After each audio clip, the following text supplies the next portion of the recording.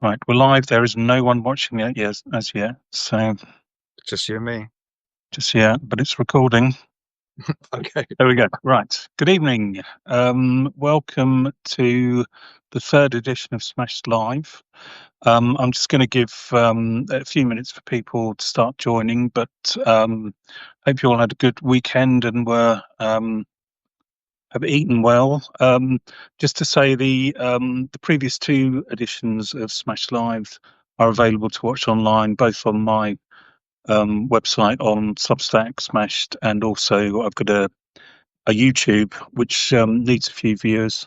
So if you want to catch up with previous editions, this is now a monthly event, and it may become more frequent depending on how successful and popular it is. And I'll be announcing at the end of this session the guest for November. So stick around for that. And if you like, interviews with hospitality personalities, there's plenty of written interviews on Smashed as well. Recent one with Adam Byer, and I've just interviewed Isaac McHale from the Clode Club for a future edition. So okay, well let's kick off, and hopefully a few more people will join us. But so this evening we're going back to the 90s with author Andrew Turvil, who's just written an excellent book.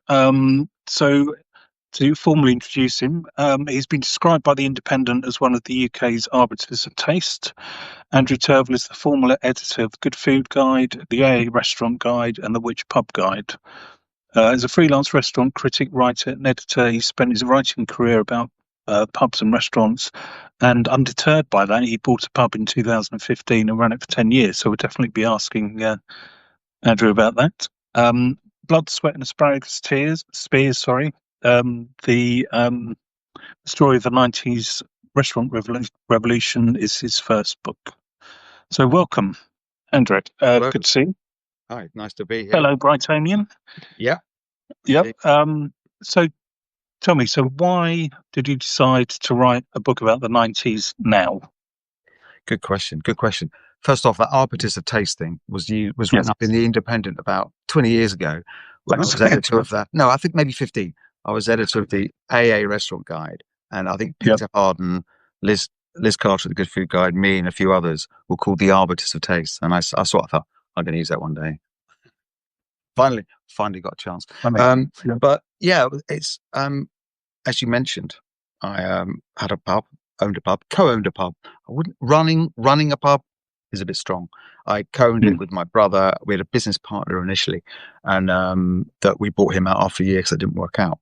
But I wasn't behind the bar running it. But it's you being involved as I was, you realise how it is relentless. How it never sleeps.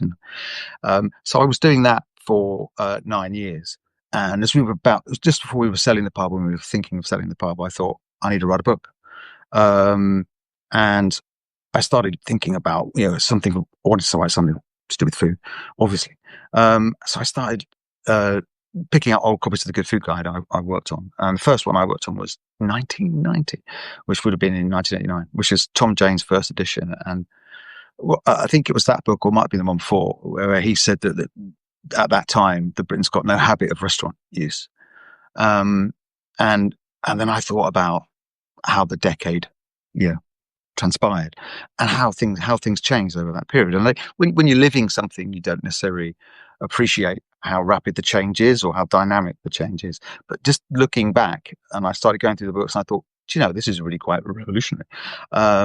So much was happening at the same time. So that's what made me start to delve back, going through old Good Food Guides, looking at the restaurants, and it's everything that started to come together from that. So it's kind of that combination of the right time for me, because I suddenly had the space and think, right, I need a project, and it just seemed like the right time. And we're always looking back, kind of a generation, aren't we? 25 years, and who knew that the 90s would suddenly be so hot all of a sudden?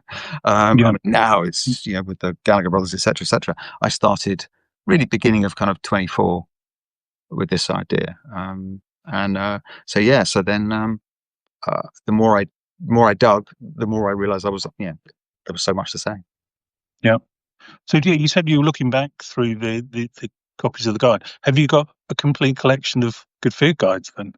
I don't have a complete collection. Funny enough, I did have some gaps. I did at one point have a Wow. lot. But Yeah. not originals. I don't have the old one. When I left, I did nick a few old ones. They had a couple of duplicates, so I've got a couple of '60s ones and a couple of Yeah. '70s ones, a couple of '80s ones. But I had a few gaps, particularly in the '90s ones, which even though I worked on them, I've mislaid them. So I bought them for they were like £2.50 on the Yeah. on eBay. And they came like Yeah. 24 hours later, yeah, so it's great. So I went through them and started reminding myself about the interesting places. And there's so much. I mean, I could have written a book twice as big, really. There were so many places, but it was it's great fun looking back, actually. Yeah. So why did you pick the 90s as the decade of, when restaurants in the UK were revolutionized? Why that decade? Yeah, yeah. I think because I know that Faye Masher said that, and I mentioned in the book, Faye Masher said that the '80s were the most, her favourite decade and the most kind of dynamic decade. And Yeah. for me, looking back, it seems to me, although I was 15 when the '80s started and 25 when it ended, so I wasn't eating great food or spending a lot of time in restaurants. But it seemed to me, looking back at the good food guides and sort of the culture, that there were no doubt sort of 5, 6, 7 seminal restaurants that set the path towards the changes in the 1990s. But what happened in the 1990s was the cultural and societal changes happened at the same time. So all these young chefs trained by Albert Roux and Pierre Kaufman and Raymond Blanc, British Irish guys and girls, mostly guys, they started opening their own restaurants. They started at the same time as society was seemed to be becoming a little less formal. Before that, I mean, the menus were all in French. Which is quite challenging for a lot of people. And obviously, it's interesting. I noticed at the Windsor Castle thing for Donald Trump the other day, they had all English menu with all English ingredients and but it was all written in French. Very interesting. Yeah, I thought I was quite surprised by that. But it was really that combination of things happening at the same time. That's why I think the 90s was revolutionary. So you look at the start, Jamie Oliver would not have existed in 1990. They wouldn't have had that sort of chirpy, chippy kind of working class lad. Probably didn't happen. And I have a theory that Marco speaks with quite a smart English accent, doesn't he? Yeah. He came, but we know his background, we know where he comes from. So he lost that accent, and he lost that accent through the 80s because he didn't want to be a working class boy, probably from the north. He was working in London. He wanted to be like everyone else on the King's Road. So he kind of, changed his voice. I bet you, if he'd come to London in 1995, he wouldn't have changed his voice. He wouldn't have changed his accent. He'd be a working class guy. So things like that were all happening at the same time, which is what fascinated me. Yeah. I'll just show the cover of the book there. Yeah, there's Marco. Not the Bob Carlos Clark photo, actually. No.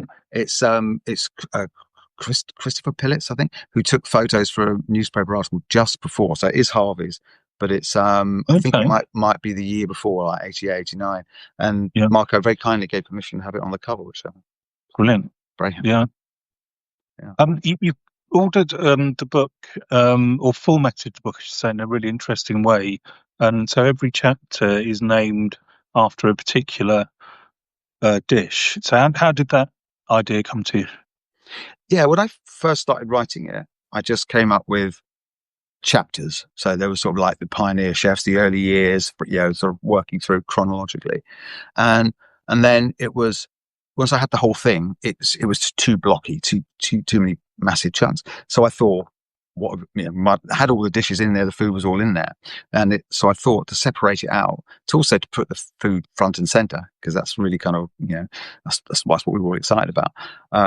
So I thought it worked really well when I did it. And some of the chapters are short. Also, I had something like 8 chapters, and now that's gone up to 33 now. So they're shorter and snappier, and it's great. It's quite hard to choose what dishes to put in, but again, they're personal, really, because the whole book is fairly personal. It was kind of when I pitched it to publishers, it's kind of a memoir, partly because I said to a friend of mine who's in non-fiction publishing, how should I approach this book? And he said, do it as a memoir. And I thought, okay.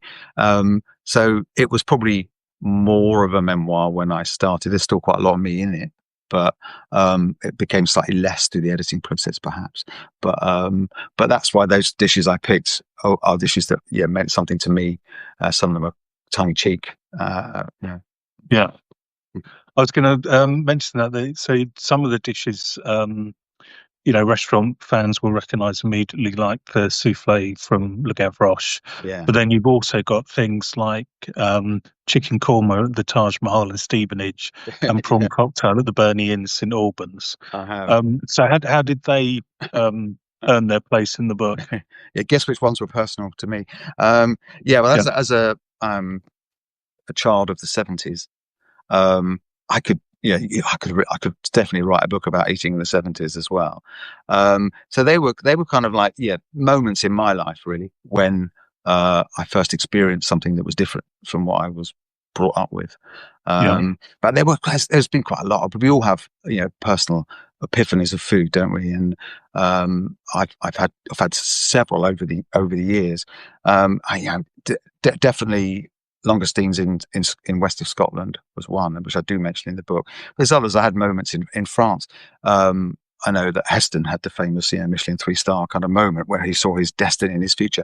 I had one that in a little village called Gassin overlooking Saint-Tropez when I was like 12 with my parents, and we were eating outside, and the food was fine, but just the view and the wonder of the restaurant and the place and the temperature it was just so exciting. So I've had loads. So the Taj Mahal in Stevenage was my first curry, and that is in the chapter where I'm really talking about the changes that have happened to Asian cuisine over the years, and particularly happened in the 1990s. So there's a little bit of context about what curry houses were like and what they meant to me, and then how talking about the chefs and the changed Indian and Asian cuisine in this country in the 90s.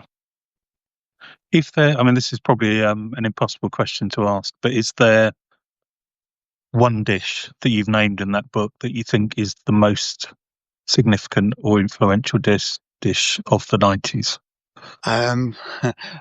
No, possibly Marco's dish, the tagliatelle of oysters, maybe, but I didn't actually eat that. I hadn't had that. I had when I had Marco's food, the dish I remember was the duck breast on vessie, poached in a pig's bladder with a little foie gras mousse. So for me, that was a Michelin 3-star meal in about 95 probably. That's one for me. It's funny enough, it's not one of the dishes that I've got in there, but that was to me really powerful. Funny enough, I sat next to Daniel Clifford at an AA do 10 years ago maybe, and we were just talking, and we talked about Marco, and we kind of worked out that he probably cooked that dish. he was on that section at that time, so he was probably the person that plated up that dish that I ate in 94, 95, which is quite funny. But there's I think all of them mean something to me in a way, even if I didn't eat them. Was that the oak cream then, that dish? No, that was Hyde Park Hotel. Hyde Park, just before the oak room. He went to Hyde Park for maybe a couple of years, and then went up to the oak room. I preferred Hyde Park to the oak room. Oak room's a bit. Me too. Yeah, I thought that the oak room was just way over the top. Yeah, absolutely. But Hyde Park Hotel was great, but I never went to Harvey's, sadly. No, I didn't. Which I don't know how. I don't know how the hell I failed. I don't know why. When I was quite young, and I think it was probably expensive. I was too junior in the Good Food Guide to be paid to go there, so I'd have to pay. I happened to didn't go with any of the editors, because in my early years, I learned by going out with the editors and saying, "Can I come?" And so, but also I have a suspicion that part of my job when I first joined the Good Food Guide is it's a lot of data, a lot of information to gather. So I was part of the editorial team responsible for gathering information, but making sure it was all put on the database, and have a little team of people that put stuff on the database. And I was probably a little scared of Marco because he would never send the information back. And a few times I called the restaurant in like 1990 and sort of said, "Tell me how much your house wine is, please." And sometimes he'd pick up the phone for sure and pretend it wasn't him. He says, "Can I speak to Mr. White, please?" So I think I was probably a little scared to go back then. So I really, yeah, it's a real regret. There's a few Yeah, other places I never went to the Out and Harry Inn. I regret that as well. yeah, yeah, I should have gone there as well. But there's an awful lot of places I went to once as you know, particularly as I become editor. There's some big restaurants that you go to once and you don't bother going back in. I sent other people to them, other yeah, inspectors, but I only went once to quite a few places. yeah. And I guess that's part of the job of being a guide editor, is that you're always looking forward, aren't you? You're always looking to the next, or Yeah, and I guess if you're going to revisit somewhere, you send someone else to check it out. I guess, yeah, exactly. And yeah, something like the Out and Harry, so far away that I again just never got around to it. yeah, When you hear it's closing, which was probably in the early noughties, think no, I missed it. yeah, yeah. So what about what do you think the lasting influence of chefs and restaurateurs that worked in the 90s? Do you think there is still a lasting influence now on the UK restaurant scene? I think there has to be. Yeah, there has to be. I mean, Mark always said that he feels that he kind of joined, sort of caught the end of the years of Escoffier. And I think that's true. And you sort of the moves into sort of the modern French food, for want of a better word, the lightening of French food through the 90s. And then when you get the sort of the so-called modern British chefs coming through, which I write a lot about, people like Stephen Bull and Sean Hill, for want of a better word, modern British is, can't be modern British forever, but they were doing something different. They were working on the basis, on the foundations of classical French cooking, but doing something a bit different. I think a really powerful thing for me is confidence in what eating in this country is. We had the great French chefs, all those old masters that I've mentioned, Nicolas Denis as well, come through.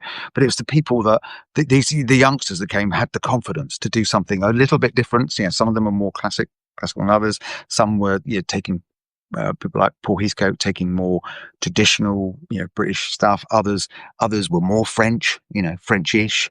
I just think that it was that's the lasting legacy. Really, is the confidence in that we can cook in this country, we can eat in this country, and anything goes. I like the idea that I write a lot about Heston Blooms, obviously, and Paul Kitching as well. There's the chefs that were questioning and experimenting and doing something different. I think we needed that. We needed to sort of slightly bonkers Paul Kitching doing really experimental stuff to shake us up from, we can't just be doing Escoffier the whole time. We have to be doing, what are we doing? And then also at the same time, we had the casual dining coming in. So the places like with simplicity, like St. John. I mean, mind-blowing simplicity where suddenly everything is brutally honest on the plate. I think that was really important as well. And again, British, French really matter. It is, our food culture was pretty flaky, really. We didn't, I mean, that's the other thing that Tom James said when he said about not having a habit of restaurant use. He was talking about how we are dependent on fashion, really, and we follow fashion. And I thought about that. I thought about it quite a lot, and I thought, well, yeah, but that's exactly why we followed the French route in the first place, because all the people who had the big country houses in the 17th century and the 18th century, they all brought in French chefs, grand French chefs following Carême, etc., to work in their houses. So that was fashionable. So then French food kind of took root in this country, and we didn't have much else. So it seemed to me like it really was the 90s when we came of age, understanding that really diversity is our strength as part of anything else. So it's it was a bringing in of the Asian flavors, and just such a lot happening at the same time in the 90s. Yeah. I was just going to say at this point, we're going to open up the session to a Q&A if you have got any questions for Andrew. So if you can put them into the chat, and then I can ask those a little bit later on. But otherwise, we'll just keep on going.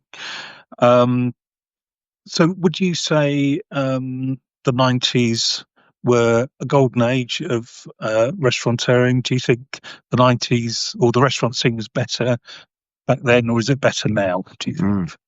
Yeah, that's a good question. I bet it's a difficult one to define, isn't it? I think when you look back, I think one of the reasons we're looking back at the 90s now is because wasn't quite the digital age we're in now. It's the beginning of the digital age, but it wasn't digital. There was more of a freedom in it, in society generally. So maybe there's a sort of something in that. I don't want to be too nostalgic about what the 90s were like, because there's a lot of bad food around as well. I think it's better now. I'm sure it's better now. I'm sure that Paul Heathcote said an interesting thing, where he when he had two Michelin stars in the early mid 90s, and he said he thinks he still lives in Lancashire now, and he said looking out of his window now across the hills, he knows that within about 10 miles there's half a dozen restaurants probably cooking food as good as he was cooking with two Michelin stars back in the 90s. So I would say it's definitely better. But it's interesting. Marco said that the Michelin give out Michelin star. They give out stars like confetti now, isn't he? He said that.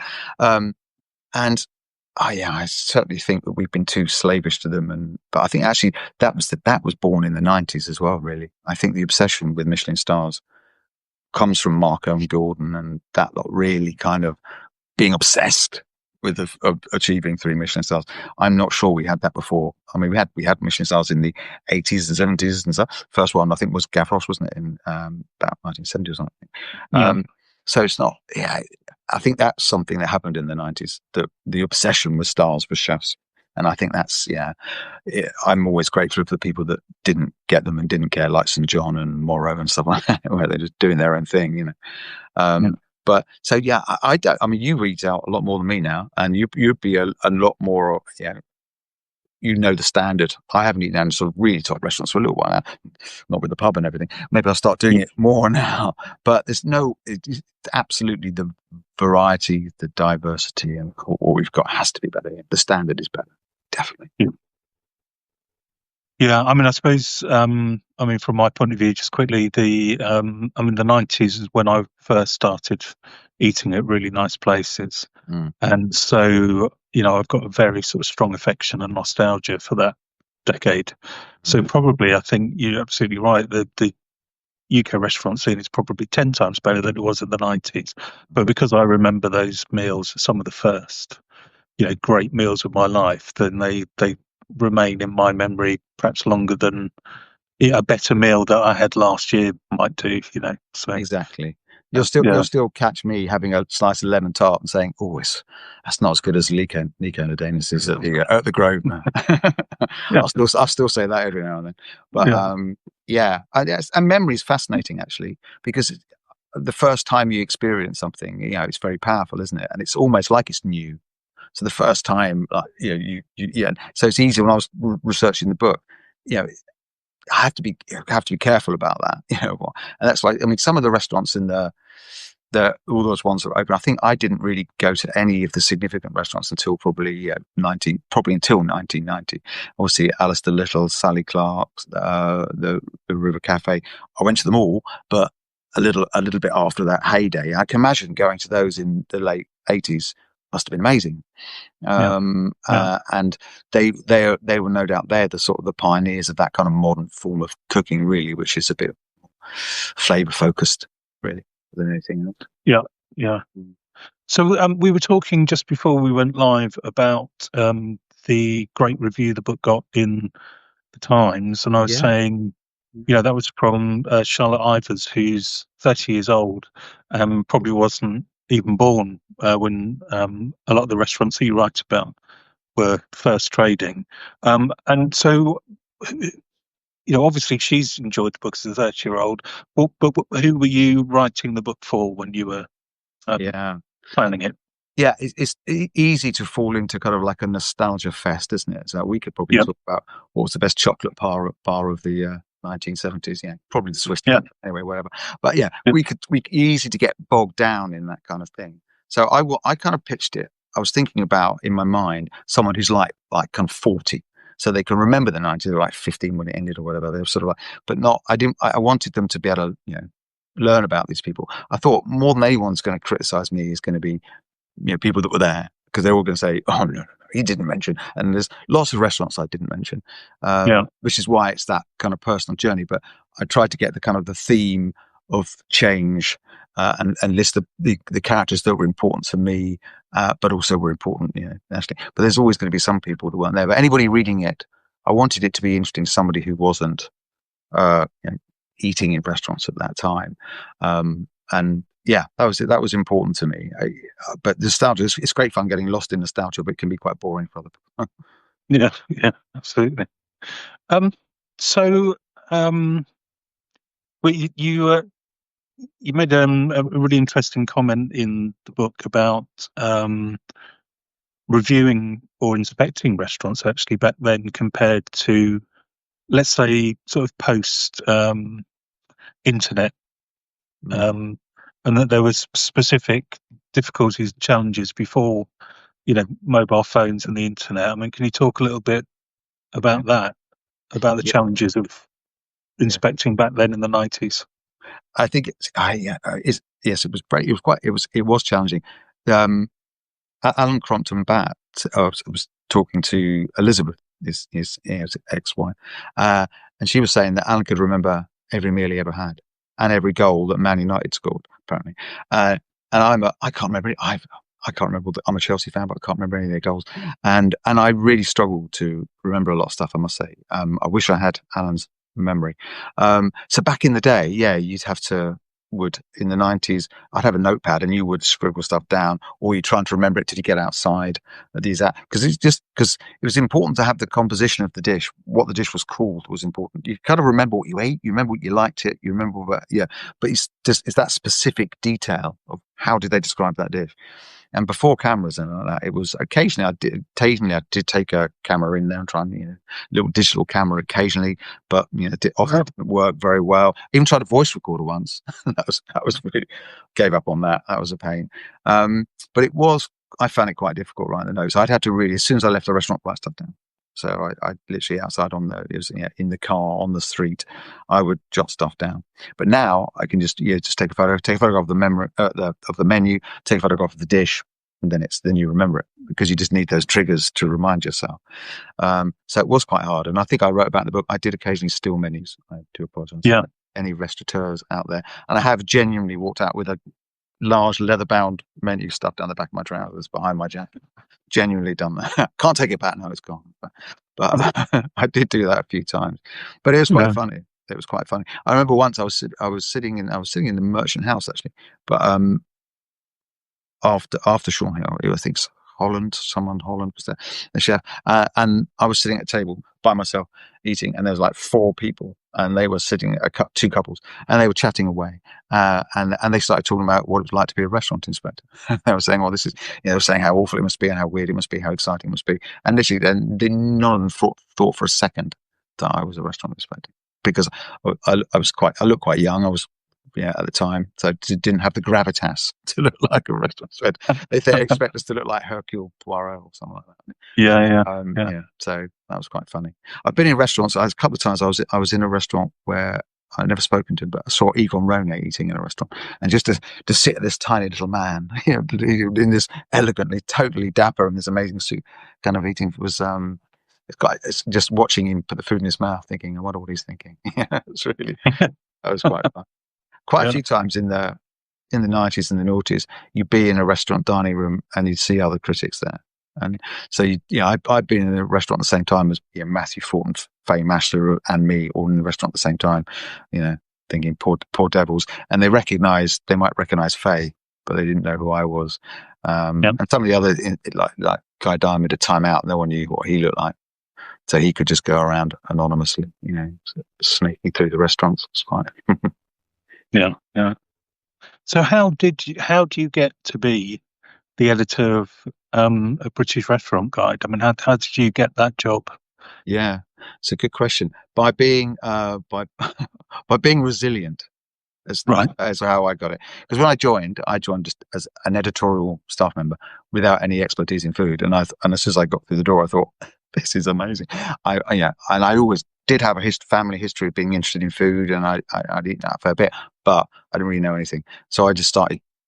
I didn't really eat out at a high level for a few years, but I started just cooking, learning, going out with the editors. And going out with the editors was so much more fun than going out as an editor because they had all the responsibility, and all they wanted to do was taste a bit of your food, and so you can have fun. But I just worked my way up really. I became deputy managing editor. Now, so by about 1994. I was in charge of the inspectors. So there were 60 or so restaurant inspectors at the Guide then, give or take, all people with ordinary lives, jobs and stuff. It was part-time, amateurs as it were. But some of them were quite famous food writers. No, I won't give any names away big now because I don't think I should. But some of them were quite well-known people. And I would go out for dinner and lunch with them. And I learned so much from going out with these people. And they were amazing. They were the real experts, really. I mean, I would, if I would, even when I was editor, there were restaurant inspectors that knew way more than me. They're amazing. They were amazing people. So I wouldn't go away. I guess I just stayed, and then I became editor really because I think I think I caught the tail end of what was really Raymond Postgate era of the Good Food Guide. Really, there was some amazing inspectors from the old guard. They were kind of like semi-retired. They didn't really do much, but they communicated quite a lot. And there's amazing people. There's one guy who was a translator. They all kind of Raymond Postgate came out of the kind of the left-wing intellectual culture of London in the sort of 30s and 40s, and he was a founder member of the Communist Party, I believe, Raymond Postgate. Oh, right. And they were fascinating. There was one guy that was a translator of Ibsen, I think, or something. And he wrote a little review on the little forms we used to say. He said, and I think it was the Cafe Royal Grill. And he said, last time I was here, I had lunch with Graham Greene and George Orwell. Oh, okay, wow. They were a really fascinating bunch of people. So I learned an awful lot from them. And then by about early noughties, I was working with the second editor, Jim Ainsworth, who's a lovely guy. Like a French impressionist painter, and just a really nice guy, lovely temperament. Liked him a lot. And basically the Consumers Association, or which had owned the Good Food Guide. Raymond Postgate sold it to them in the mid '60s, I think. He died in '69, and I think they were kind of changing the way they did books. They sat virtually everybody in the book department. They were closing down doing books. They only kept the Good Food Guide, because they owned the title. When I first took over, they owned the Good Pub Guide, the Good Hotel Guide, the Good Food Guide, and they lost both the Pub Guide and the Hotel Guide because I think they wanted the authors to sign over copyright. This was in like 1990, a long time ago. And then so they kept the Good Food Guide, but by the time it got to like kind of the early 2000s, they didn't really want it anymore. I don't think it didn't really fit. They were a registered charity, so it's non-profit, which made it financially viable.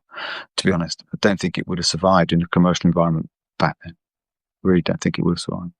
So yeah, so then they were looking at costs. They were trying to cut costs, and I think, really and truly, I got the gig at that time because they wanted to save costs.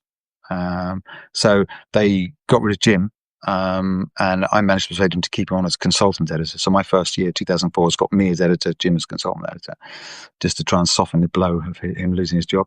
And then I did 4 years as editor, and it was a struggle. I was virtually doing it alone, to be honest, me and the inspectors, whereas I'd had work with an editor and someone and me, and then several other people down. It was pretty down to the knuckle in the early noughties. It was a bit of a struggle. And then when I left, Liz Carter took over, and it was a struggle for her until luckily it got bought by Waitrose. So she was lucky. I would say I got there for being experienced. I knew how to do everything. Yeah. So I knew how to run it. I knew how to run the organization. I knew how to manage the inspectors. I knew how to meet the schedules and do all that kind of stuff. I don't think they actually cared whether I knew anything about food or not. I don't think they knew. They didn't know. They didn't know what I know, what I didn't know. I don't think they Yeah. cared.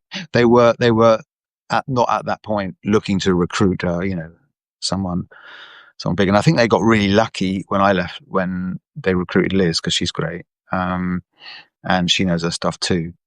And then Waitrose realized they couldn't make out the money out soon, and it got bought by Adam Hyman at Code. And then finally it's gone online as an app, which is just what it needed, really. The book was not viable, that's for sure. And it's obviously more commercial. It's a bit different from it was, but it's got a life, which is great. And I love the way they're really respectful of the past of it as well. They love showing old editions and old copies. I look at them and say, "Oh, I worked on that one. Oh yeah, I worked on that one." But it has to be commercial, more commercial, to survive. So it'd never be. But I always feel that I caught the tail end of that kind of Raymond Postgate era. I never met Postgate because I was 4 when he died, but I met Christopher Driver, who was the sort of Guardian journalist who was the second editor, and then Drew Smith. I only met him once briefly, and then worked with Tom and Jim. But they were all great minds, and it was they were big shoes to fill. Yeah, and I didn't feel I had a lot of support at the time. Yeah. So when you were editing, was it still the out of 10 scoring system? Yeah, it was. Yeah, I think I think Drew Smith did out of 20, didn't he? Yeah. And then Tom came in. So in another 1991, I think he reduced it down to 5, 1 to 5. Then he introduced 5, 1 to 5 with a star. They're kind of like, so hold on, mate, that's 10. So then it went back to 10. So I think when Tom left, we made it when Jim arrived. Because by that point, by the time Jim arrived, I felt like I was like the right-hand man. I knew everything by then. By 95, I felt like I was going to, not quite running the place because they were managing editors, but they were in charge of the sort of the money at the top. But I was in charge of the day-to-day editorial stuff, really running the team. So yeah, it was yes, strange time. So was it up to you to decide who got 10 out of 10, and if so, how did you do that? Yes, when it was basically would start with the inspector would suggest a score, and especially if it's dealing with a new restaurant or an existing restaurant. So if you've got like an existing restaurant that is really high, 9 out of 10, then inspectors would go and say yes, it's still a 9 out of 10, and the editor would give it 9 out of 10, because you can't go to all of the restaurants yourself by any stretch of the imagination. And I would send. So when I was editor, I would send the inspectors I trusted to go to the top places or go myself, and then it would be, you'd look at the weight of reviews you had from readers. So we got quite a lot, but there's readers' reviews and there's readers' reviews, so you don't do it as an average. Some people have got more weight than others, so you just it was, I mean, sometimes there are times when you're fairly thin on information, so you go on kind of instinct a little bit. But really, it's about trusting the inspectors, because they're the people who. And you notice sometimes it would happen that you go to a restaurant out in the sticks somewhere that had been given 5 out of 10 by a sort of inspector who lives somewhere provincial, not a Londoner. Sorry, I'm not saying Londoners are great, but you know what I mean. Not the experience of a London inspector. And you go there and you think, oh damn it, it's not a 5. It's just not a 5. It would never be a 5 in London, but it's out there. So there was always a little bit of disparity. I think regional disparity was probably one of the hardest things to deal with, which is why I would always send really good inspectors on trips. I had a couple of them who were really keen to travel, so I'd always say, if you're going anywhere, you tell me. So I might have a restaurant in Edinburgh that the Edinburgh inspector thinks is whatever, but I'd try and get one of my top people to go at some point. And there were probably half a dozen of them out of the 60 that I really trusted with their instincts. And it's very dark here, isn't it? I just realized it's getting really dark. I might have to put a light on. I shut the blinds because it was just fallen off light. Okay. Put it live. There we go. That's the proof that it's live, if anybody was doubting it. So what, from your, when you were editor, are there any restaurants that stick out in your mind from that period as, great restaurants Well, that you inspected yourself, but Yeah, I think I was editor my first edition editor was 2004. Um, so I think that, that was at the Fat Duck was at its absolute pomp at that time. I think it yeah, became best restaurant in the world in 2005, I think.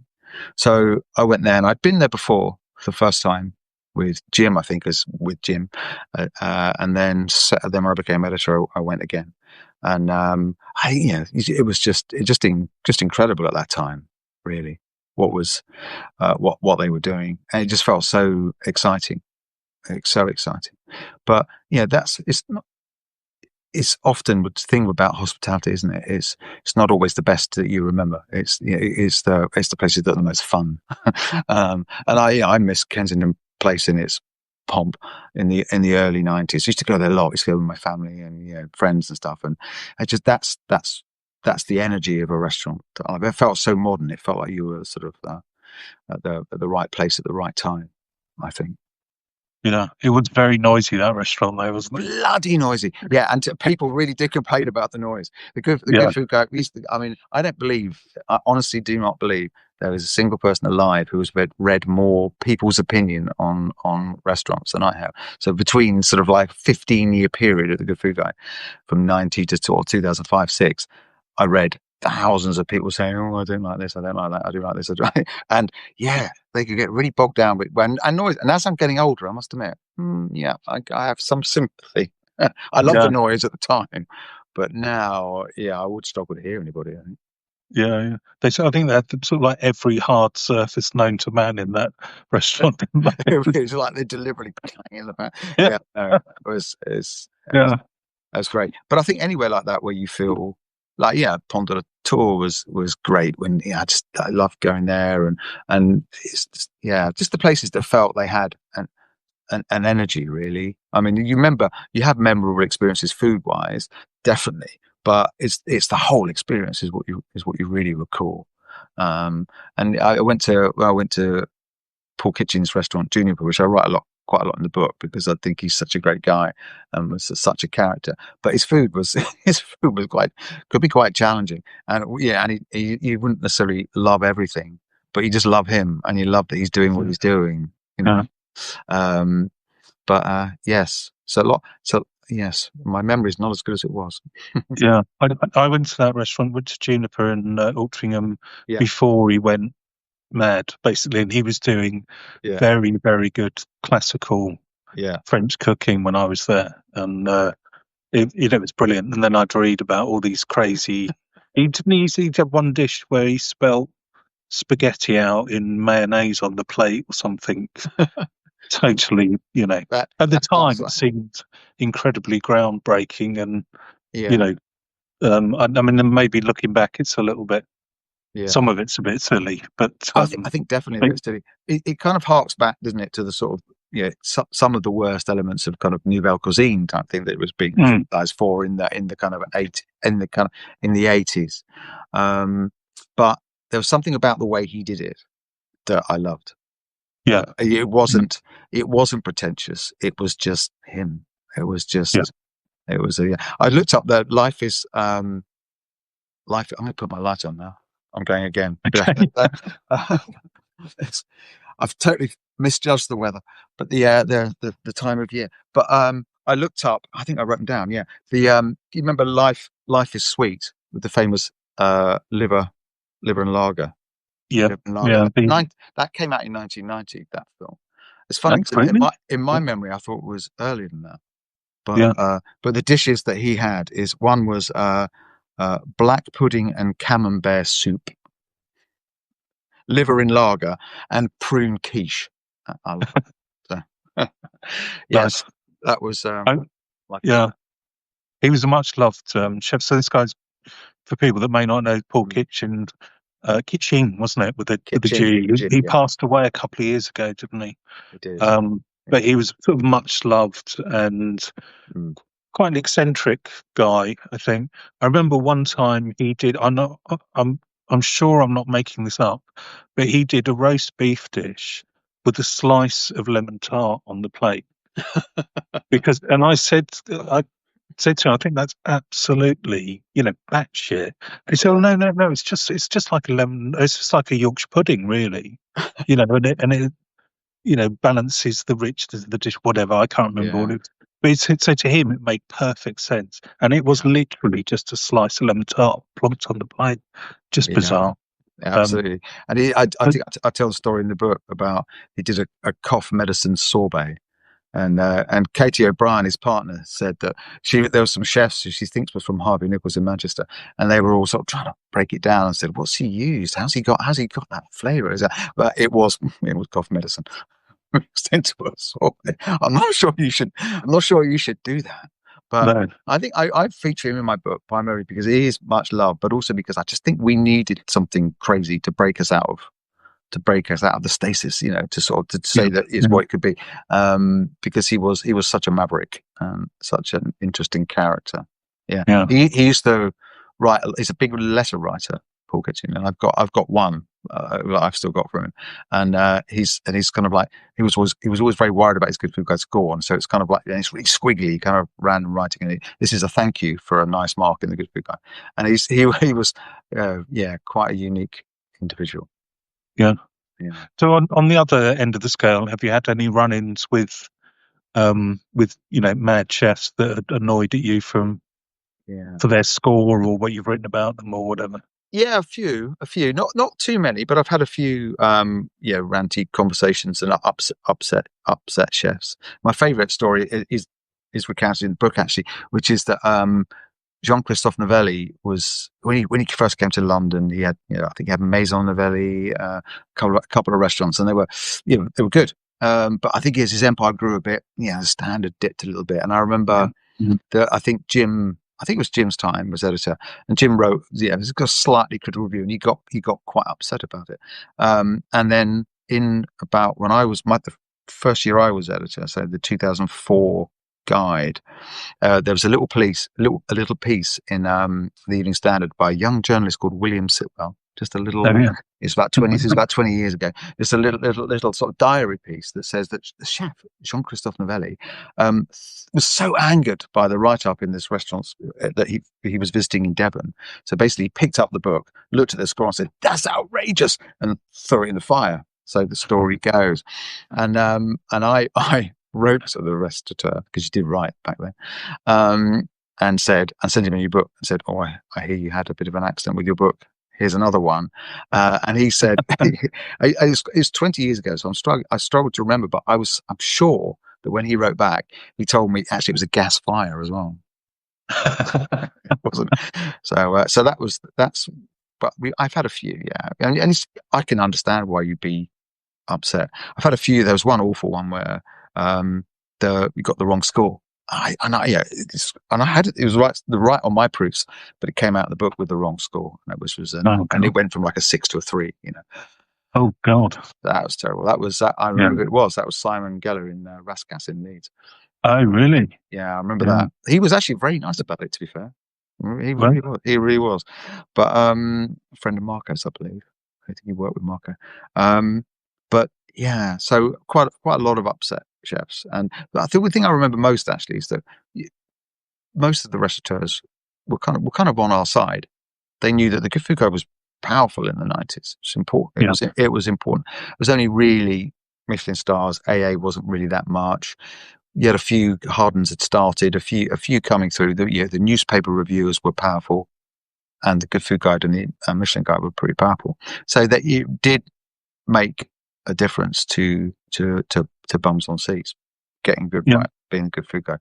So it's powerful, and no one likes to be criticised, as I will attest if anybody criticises my book.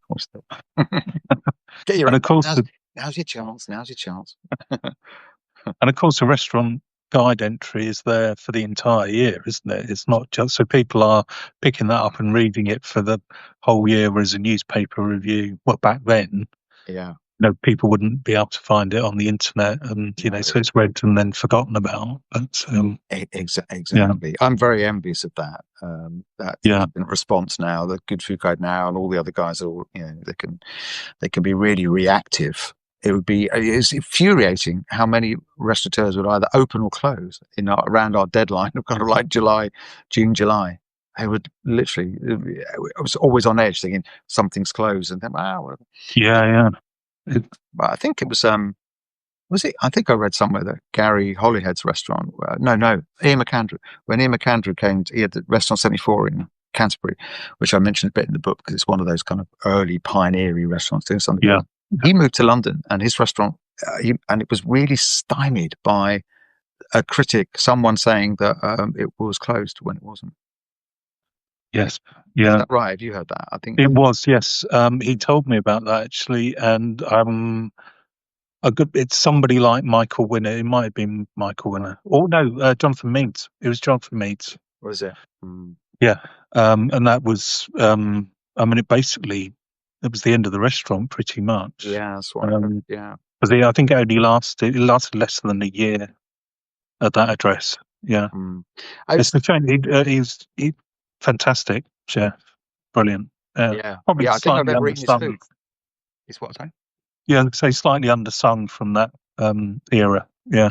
Yes, I wanted to mention him, yeah, in the book. So I did. I think he had at one point he had in his kitchen at 74. He had Paul Kitchen, Michael Dean, who's from Northern Irish chef, and Phil Yeah. Bickley were all in the kitchen at the same time. So Well, yeah, he trained good people, and he was important. There's a few of those figures that it's a tough it's a tough game, and yeah, I've got one of his books, so I cook his fish dishes occasionally. Yeah. So, Yeah, I love that book. Feast of Fish, isn't it? that's it. Feast of Fish. Yeah. Yeah, it's a great book. Yeah. So do you think, so you've written about the revolution in restaurants in the 90s.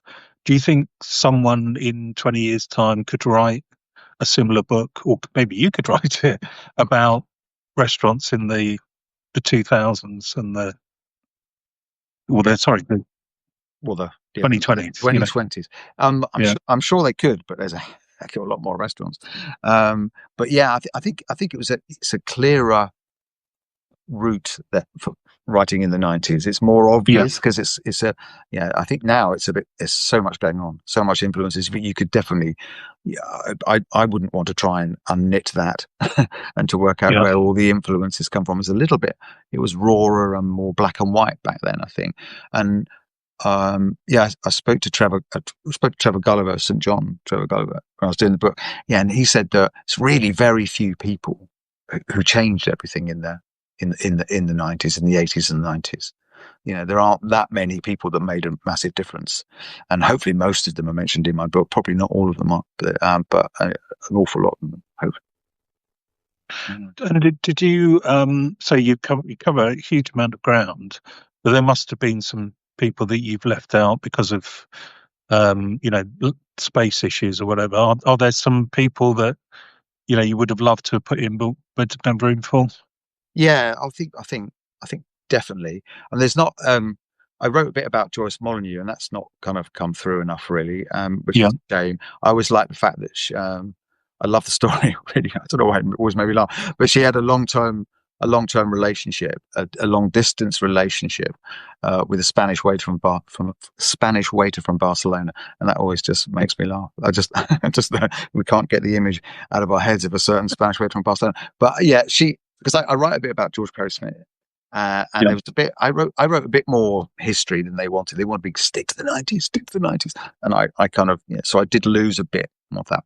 I wrote a bit about Tom Jane's background is absolutely amazing because his stepfather was George Perry Smith, so he was brought up around the hole in the wall, and then he ran and co-owned the Carved Angel with Joyce Molyneux, and then so when he came to Good Food Guide, he was literally steeped in British restaurant culture.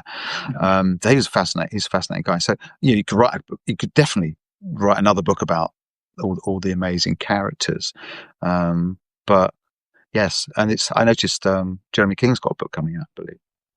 He has, yes, yeah. I think it's his book launch tonight. I think actually, is it? So, yeah, it's at Simpsons in the Strand, which is still a building site, but he's having the party there apparently. So.